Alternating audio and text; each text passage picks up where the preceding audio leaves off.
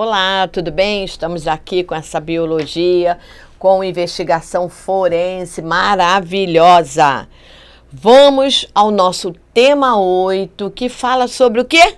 DNA. DNA que é a vida, o precursor da vida, né? Já existia DNA no planeta, segundo os evolucionistas, antes de existir a célula. Então, para nós vermos o quanto isso é importante. Então, vamos ter o DNA a partir das evidências. É o nosso tema 8. Quanto é importante a identificação das pessoas, né? A identificação não foge. Tem DNA, não tem como fugir disso. Então, vamos lá. Dentro das ciências forenses, né, o DNA ele só passou a ser considerado uma prova realmente técnica na década de 80, a partir de 1985. Então, o DNA foi incorporado, né, a partir de uma análise detalhada como uma evidência extremamente importante. Mas aí você fala assim... o que é o DNA, Rosário? Então, o que é o DNA? Por que demoraram tanto tempo para incorporarem o DNA numa investigação de um crime, né? Por que isso foi só a partir de 1985? O DNA, ele é uma molécula que funciona como o quê?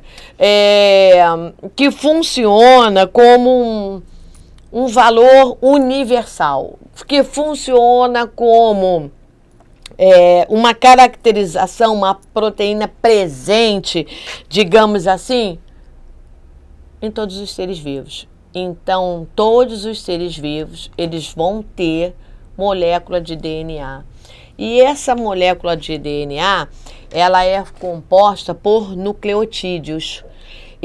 Essa organização dos nucleotídeos no DNA das espécies é uma organização diferenciada. E essa organização diferenciada faz formar, digamos assim, códons diferenciados que darão origem a aminoácidos diferentes. E essa arrumação dá uma característica morfológica e fisiológica diferenciado. O DNA ele é único, ele é ímpar. Através do DNA dos seres, nós chegamos ali a qual espécie esse indivíduo ele pertence. Nós chegamos ali no parentesco evolutivo daquela espécie. Mas o DNA, então, ele está ligado ao quê? A um processo de hereditariedade. O que é hereditariedade? A hereditariedade são informações genéticas, né? Dentro da espécie, dentro, digamos assim, do percurso do desenvolvimento da genealogia. Então, quando eu falo DNA, eu sei que ele é formado por nucleotídeos. São nucleotídeos diferentes. Os ácidos nucleicos, DNA e RNA, né, nós estamos falando de DNA, são formados por nucleotídeos. O que é um nucleotídeo? É uma estrutura que vai ter um radical fosfato, que vai ter um açúcar, que é uma pentose, e um açúcar de 5 carbonos, pentose, e uma base nitrogenada. Quais são as bases nitrogenadas que pertencem a um DNA? Timina, adenina, citosina e guanina. Essas 4 bases podem estarem presentes dentro de um DNA. DNA, eu penso que ele é duplo. Então, ele tem 2 filamentos. A timina faz par com a adenina e a citosina par com a guanina. Se não tiver alterações mutagênicas, né? Não tendo alteração, aquele DNA, ele vai ser assim. Bem, entre a timina e a adenina, são 2 pontes de hidrogênio. Entre a citosina e a guanina, 3 pontes de hidrogênio. Quando eu falo DNA, eu penso? Hereditariedade. Essa hereditariedade traz informações da minha árvore genealógica, ou seja, papai e mamãe, vovós paternos, né, vovós maternos e assim vai. A minha árvore genealógica. Então, são as minhas características genéticas. O meu DNA, ele vai formar os meus cromossomos. E dentro dos meus cromossomos, eu vou ter os meus genes. Então, quando eu falo DNA, eu sou levada a pensar em cromossomos. E aí, esses cromossomos me levam a pensar em genética. Normalmente, esse material genético, né, esse meu material genético, ele está dentro do núcleo celular. Bom, se eu fosse uma bactéria, um procarioto, não tem formação de núcleo. Por quê? Para ser um núcleo tem que ter a carioteca. Mas eles têm DNA.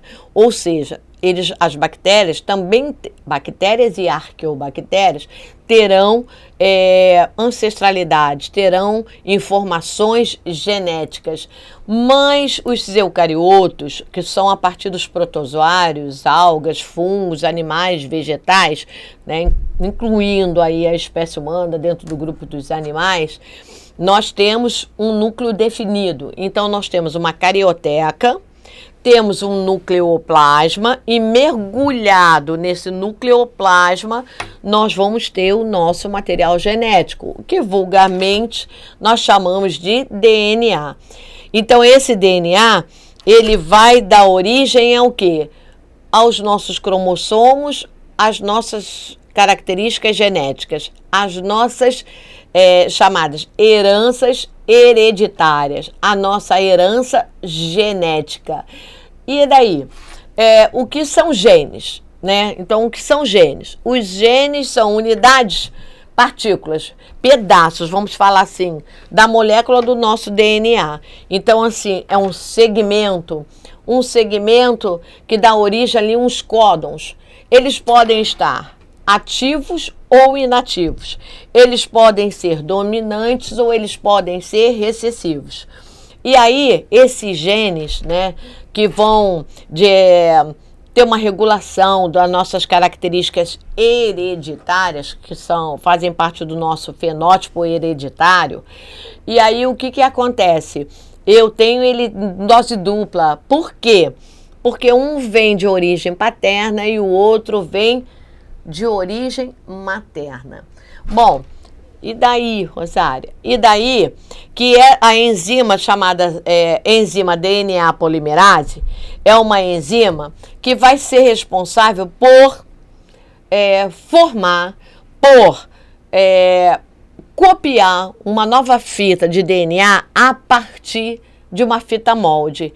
E aí nós começamos um processo chamado síntese de proteínas. Então, quando eu falo DNA, ele é responsável pela síntese de proteínas que ocorre no nosso corpinho. Bom, e daí? Todas as proteínas, né, digamos assim, no nosso corpo, eles são essa produção é comandada a partir do nosso DNA. O DNA, ele é único. Então, assim, dentro das espécies, existem, digamos assim, uma semelhança, uma proximidade. E esse DNA, ele vai ser precursor de algumas características que podem se manifestar ou não no indivíduo. Então, assim, podem estar ativas ou inativas. Então, quando eu falo a célula do meu músculo, a célula da minha pele, a célula do meu osso, tem o meu DNA. A única célula no corpo humano, né, nos mamíferos, mas assim, no ser humano, porque nós estamos falando dele, que não tem núcleo, DNA, são as hemácias. As hemácias são anucleadas. Então, as hemácias, elas vão ter ali uma reprodução, numa formação na medula óssea. O tempo de vida é muito curto, de 90 a 120 dias.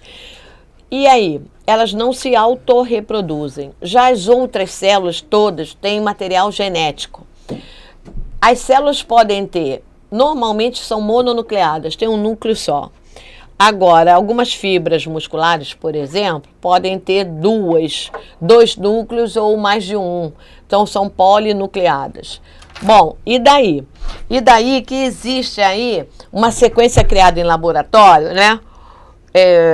Que é chamado de primer, né? Essa sequência é a sequência que deve ser replicada. Isso em laboratório quando se trabalha com genética, que se trabalha com investigação, que se trabalha com uma busca. Então, por exemplo, Rosária, só tem DNA no núcleo? Não. Existem estruturas dentro de um corpo, no caso aqui o corpo humano, né? Digamos assim, um corpo animal, como as mitocôndrias, tem um DNA próprio. Quem passa o DNA mitocondrial, que é chamado mitogenoma, na descendência, é sempre a mãe. Então, assim, por quê? Porque as mitocôndrias, elas são responsáveis por produzir energia. No espermatozoide, quem entra no óvulo e fecunda é a cabeça do espermatozoide. O corpo mitocondrial é abandonado. Então, os filhos, eles não têm um mitogenoma paterno.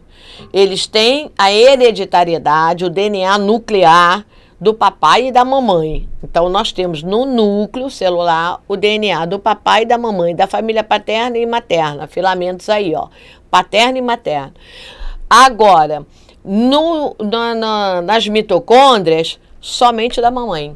Então, por exemplo, se for uma investigação que eu queira saber se aquela ossada é uma ossada de uma pessoa, não interessa se é masculina ou feminina, que a mãe esteja viva ou tem um irmão ou uma irmã de origem da mesma mãe, eu posso investigar, em vez do DNA nuclear, que é muito grande, com muitas informações, o mitogenoma, que ele é menor. Então, eu consigo decifrar se aquela ossada pertence à pessoa ali, que eu, porém, posso achar que é ou não.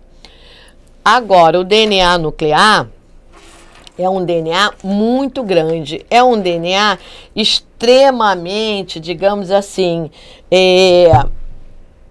mais difícil de trabalhar. Por quê? Porque como eu faço a identificação de uma pessoa através do DNA, que é gigantesco. Então, eu vou ter que fazer, digamos assim, um estudo de pedaços, de sequenciamento. E aí, dependendo do que eu achar, eu posso achar uma ossada carbonizada, eu posso achar, por exemplo, fios de cabelos, né? Alguma coisa assim. E aquele DNA, ele pode vir... Por que eles queimam os cadáveres? Por quê? Eles queimam, né, os cadáveres, ou até mesmo a área onde tem o cadáver, onde teve ali o assassinato, porque fica mais difícil de trabalhar, porque destrói a questão do material genético. Se eu só enterro, a chance de você ter ali, coletar material genético e de verificar o sequenciamento é maior. Então, eu vou ter que usar, por exemplo, numa investigação, o que nós chamamos de microsatélites. O que é isso, microsatélites? Digamos assim, um códon. Aí eu botei para vocês quantas vezes aquele códon ele aparece repetido numa pessoa. Então, quantas vezes aquele códon aparece naquele, digamos assim, num pedaço do material genético coletado de uma ossada comparado com a família ou possível pessoa que esteja ali viva.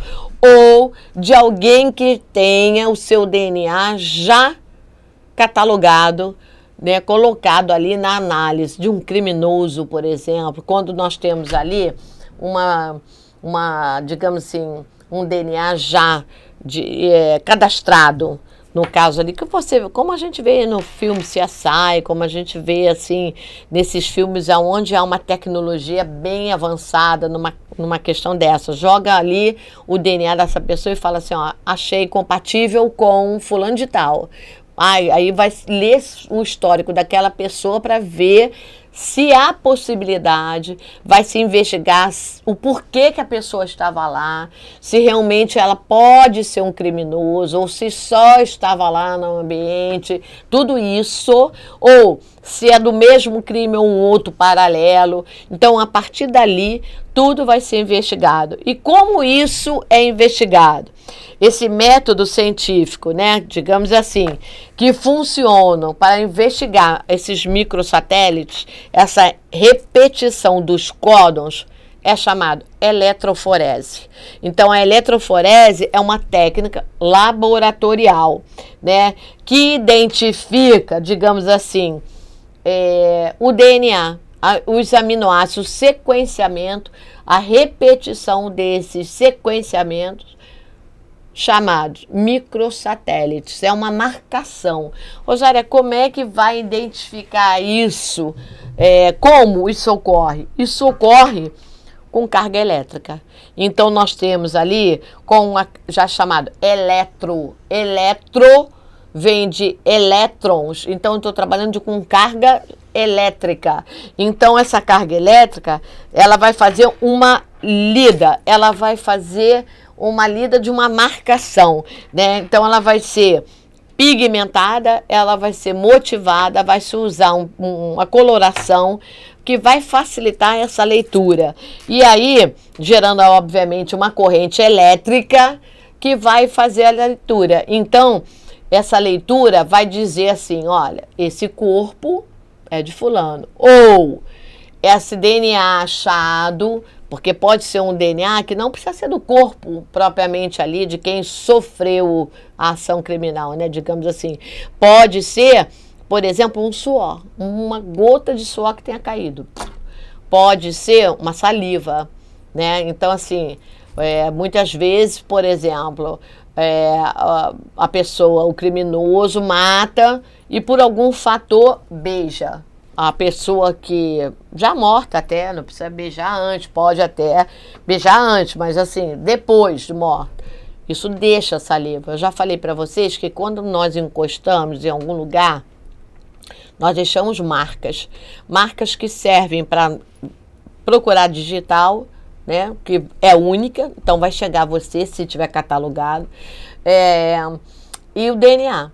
Então, o teu DNA pode cair um pelo, pode cair uma saliva, pode cair uma gota de suor, pode um fragmento, uma célula morta sua, porque nós eliminamos células mortas na própria roupa. Então, às vezes, pega a roupa, viu o corpo, você não tem nada a ver com o crime, mas viu o corpo. Aí você tira a sua blusa e cobre o corpo. Você joga células mortas suas sobre aquele corpo. Então, possivelmente, ao investigar aquele corpo, vai achar o seu DNA. Aí você vai ter que justificar, ó, tem o meu DNA, mas foi só porque eu doei, enrolei, cobri, tem que ter a justificativa. Então, assim, a partir dali, na investigação, né, no procedimento ali na máquina, utilização de amostra, na coleta de amostra, na utilização de corantes, onde os elétrons facilitam a carga elétrica passar, fazer a leitura, né? Forma assim, ó, a questão dos códons. Então, nós observamos aí, nesse número 5, o resultado, que vai ser batido. Então, por exemplo, o primeiro, o número 2 ali, não tem. Se não tem, não tem como o indivíduo ter. Se não veio de origem paterna, só pode ser de origem materna. Porque para você ter aquele códon, aquele gene, ou você recebe do seu pai ou recebe da sua mãe. Não tem como. Não tem no pai, não tem da mãe. Caraca, abafa. Isso foi de um vizinho, né? Abafa. Tem que ter de alguém, porque é carga genética. E a carga genética está relacionada ao quê? A hereditariedade. Então, as amostras, digamos assim, biológicas, elas não devem, né? A manutenção dela deve ser assim.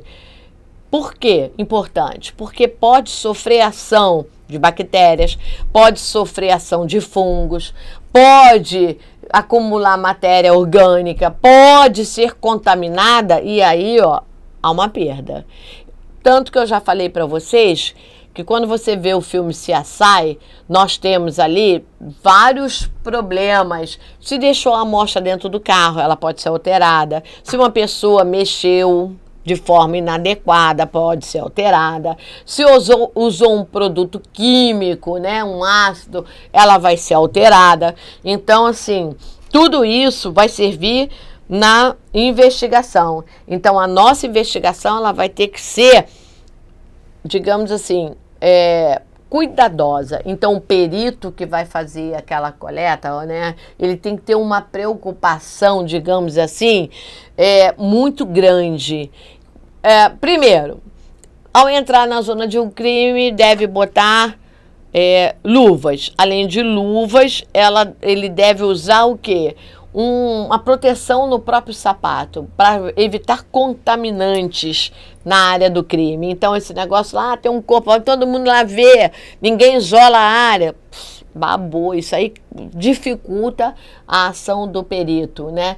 Então, nós temos que usar luvas, tá? Para não haver contaminação. Essa luva tem que ser uma luva que, assim, tô mexendo aqui nessa superfície, tô com uma luva, vou manusear outra coisa, eu troco a luva, porque eu posso levar o contaminante de uma área para outra. Então, assim, a coleta dessa amostra, né, digamos assim, ela vai além, né, do procedimento ali na região. Então, eu tenho que ter uma boa coleta, uma boa veiculação para levar para onde? Levar para o laboratório, para que lá os profissionais que estarão, geneticistas, químicos, né, que estarão lá no laboratório, possam validar essa coleta, possam aproveitar a evidência o máximo. Então, como essa evidência vai ser embalada, como ela vai ser transportada, se ela vai ser bem ventilada, tudo isso é muito importante para que chegue aonde? A uma coleta, numa investigação. Como é que nós passamos por um processo agora, né, de pandemia, e aí você fazia esse tipo de exame, né, o SUAB. Como é que ele faz, Rosária? Como é que vai ali dar um diagnóstico? Ao procurar material genético do vírus. Então, achou o material genético do vírus, é sinal que ele está presente no seu organismo. Então,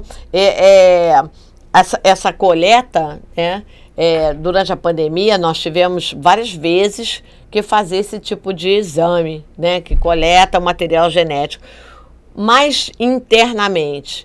Por quê? Coleta de uma área, coleta da outra, fecha, passa por um processo de análise. A coleta de material genético não precisa ser, aí no caso da pandemia, foi através das fossas nasais, coletou através daqui do nariz. Mas, quando eu vou investigar, eu posso investigar o material genético na boca. Então, abre a boca, passa o material igualzinho, tipo aquele que você fez o exame para ver se era Covid, né?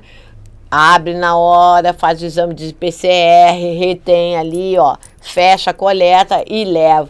Ali vai ser trabalhado, centrifugado, observado, e aí vai dizer se há um material genético na região além do seu. No caso ali da procura ali da Covid, né, procura o vírus, é direcionado a procurar o material genético do vírus. Não deve estar presente no seu corpo. Se ele está presente, é porque você está contaminado. É um exame assim, rápido. É um exame assim, para te dar uma objetividade. Isso não vai dizer quantidade, nada. É só para identificar o material genético. Se ele se faz presente ou ele não se faz presente. Então, o material genético, ele é importante. Por quê? Porque ele qualifica o ser, ele direciona. O seu material genético, ele é único. Não existe Rosário, um gêmeo idêntico, né? Ele vem do mesmo óvulo, do mesmo espermatozoide. Então, ele é um monozigoto, de um mesmo zigoto. Então, ele vai ter o mesmo material genético relacionado a você. Então, se for um caso de gêmeos, não vai servir para você dar um diagnóstico, foi esse que matou. Então, eu tenho que procurar outras coisas, como a questão de quê? A questão da digital, né? Porque a digital é diferenciada. Eu posso ser gêmea, né? Tenho aqui um idêntico, uma outra Rosária, né? Nossa, abafa. Do lado. Mas assim, idêntica. Mas a minha digital é diferente. A minha digital córnea é diferente. Então, assim, eu vou ter que procurar outras coisas para esclarecer aquele crime. Mas se não houver um gêmeo idêntico, eu vou solucionar o crime. Então o DNA, ele passou a ser uma evidência importante, importantíssima na investigação forense. Um beijo para você e até a próxima.